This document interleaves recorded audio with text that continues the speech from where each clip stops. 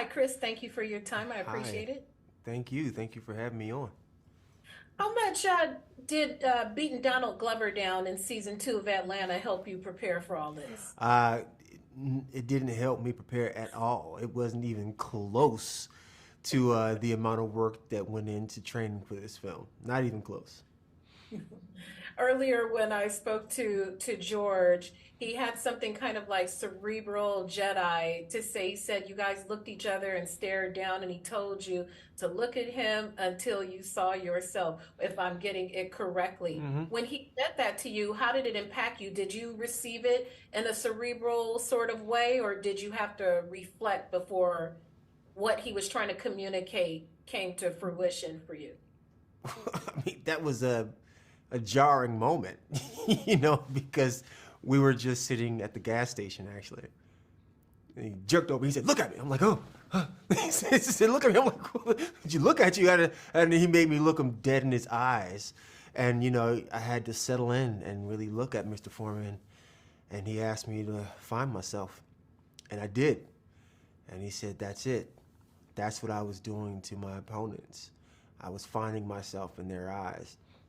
So that really, I think, informed for me what he was doing, where he was looking, when it came to his intensity in the ring, but also on a not cerebral. What's the word I'm looking for?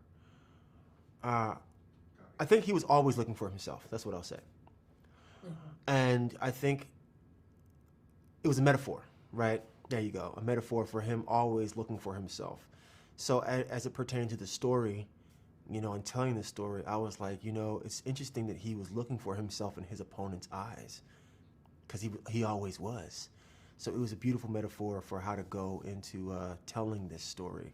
So in any moment in the story where he's talking to his mother, or he's in fight training, or he's talking to his friends, or he's dealing with his relationships, he's always looking for himself.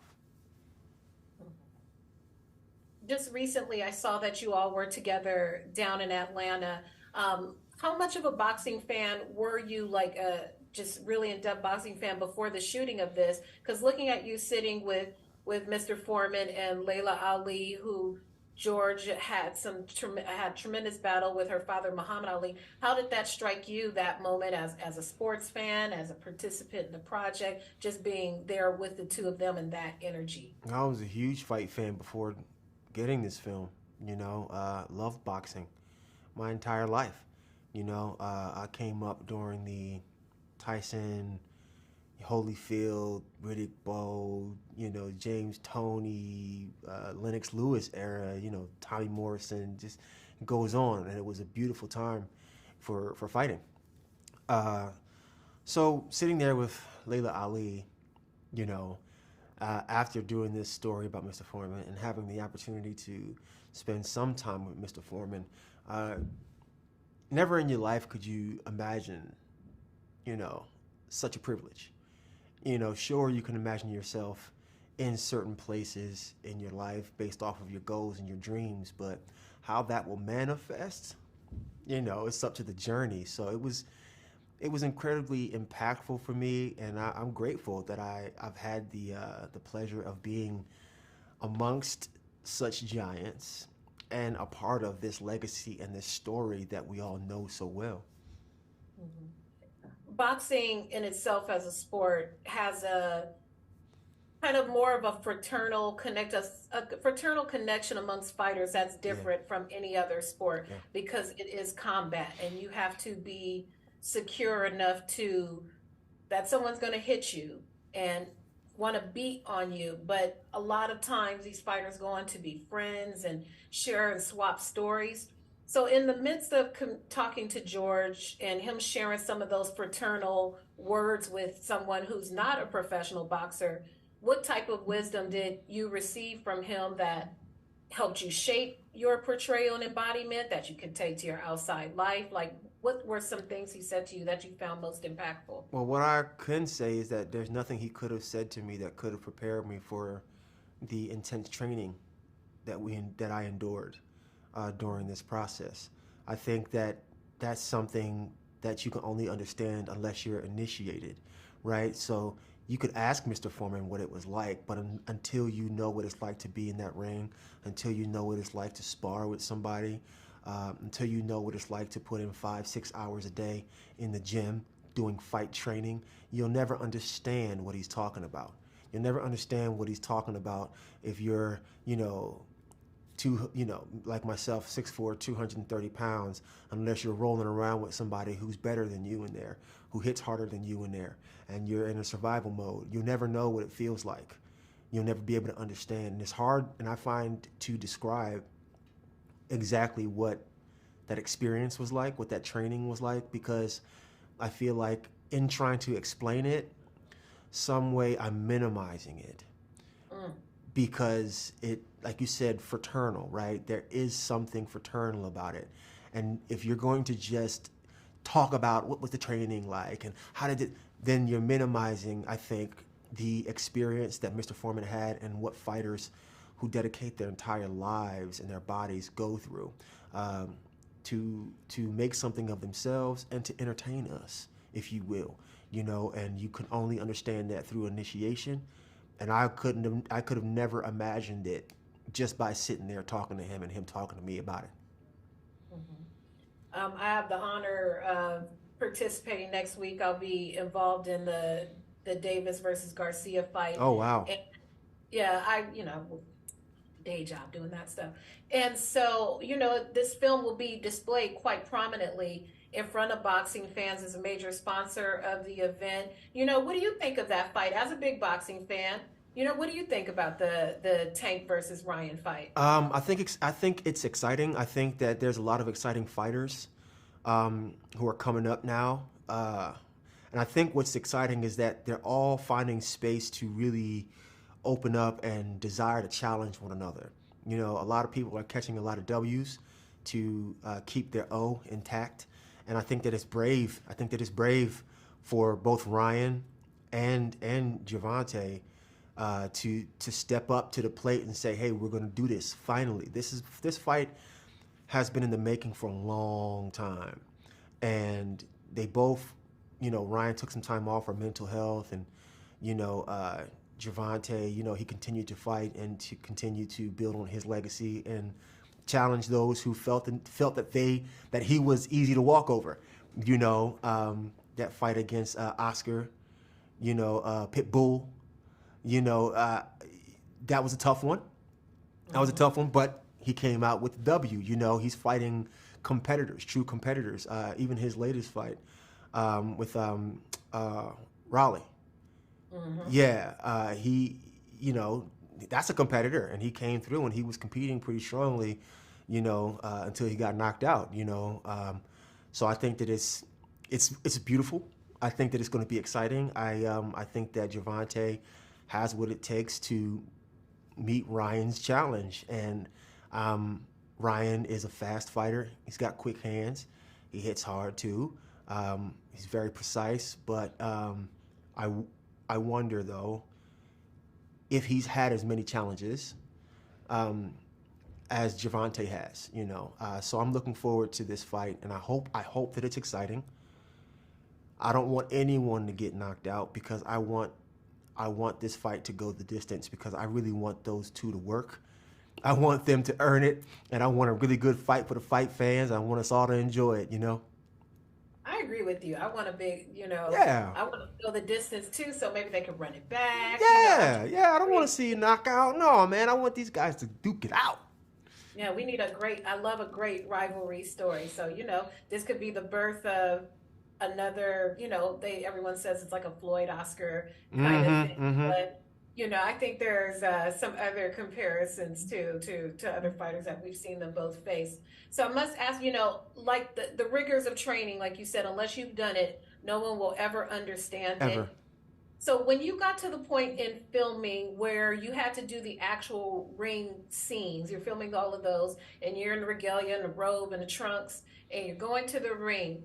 After investing so much time in yourself to prepare, how did you react to yourself, just seeing yourself that way before you went out to shoot? What type of moment did you have with yourself? I just wanted to make sure that I was I was, emulating Mr. Foreman properly. It was never about me. It was always about his story and the story that we were telling. And the fact that I am there telling his story.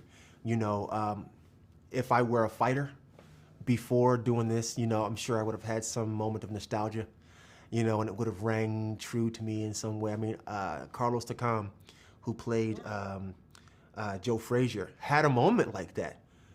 Hey, he had a moment like that. We were in the ring and he was looking around like, he's like, I got to be careful. This is bringing me back. He's like, I'm starting to feel like I'm in the ring, but that's not something I could understand unless I took the ring walk before. And, going through the training allowed me to have that deference and that respect for every aspect of what fighters go through. So at that time, all I could do was do an interpretation of what Mr. Foreman's ring walk was.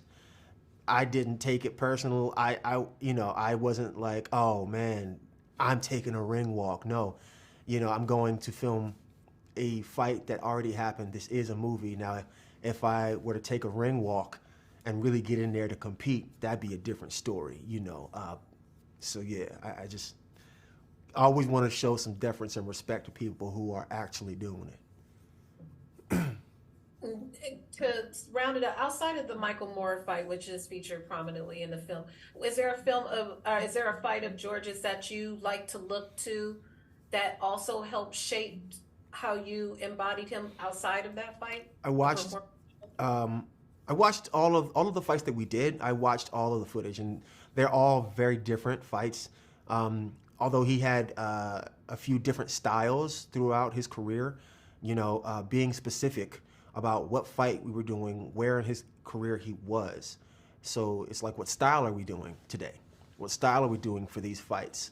That was key because there's not just one, So taking that on and embodying that and being specific with that was important because the way he fought in the Olympics was very different than what he did when he was fighting Joe Frazier, which is very different than what he did when he was fighting Michael Moorer and Evander Holyfield.